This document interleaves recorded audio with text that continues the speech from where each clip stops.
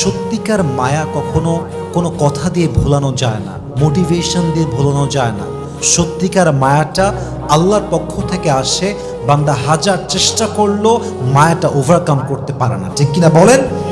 তাহলে সবচেয়ে best tips হচ্ছে মায়া দূর করার জন্য আল্লাহর কাছে দোয়া করা, যে আল্লাহ, যে মানুষটা আমার জীবনে নাই, যে মানুষটা আমার হওয়ারই নয়, এই মানুষটার জন্য আমার হৃদয়ে যত মিছে মায়া আছে, মিথ্যা মায়া আছে, তুমি দূর করে দাও আল্লাহ। মানুষটাকে আমি ভুলতে চাই, তুমি সহজ করো আল্লাহ। আমি আমার জীবনটাকে সুন্দর করতে চাই, আমি তোমার পথে ফিরে আসতে চাই।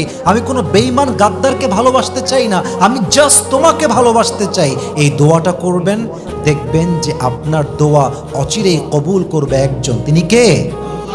অথবা যদি মনে হয় যে মানুষটার প্রতি মায়া, তাকে পাওয়ার কোনো অপশন আছে, সুরত আছে, তাকে আপনি পেতে চান, তাও দোয়া করবেন যে আল্লাহ, অমুক মানুষকে আমার পছন্দ, তাকে ছাড়া আমার কিছুই ভালো লাগে না, কিন্তু আল্লাহ আমি হারাম চাই না, আমি অবৈধ কোনো সম্পর্ক চাই না। আল্লাহ তুমি দয়া করে, মায়া করে ওই মানুষটাকে আমার কপালে লিখে দাও। পড়েন সবাই আমিন।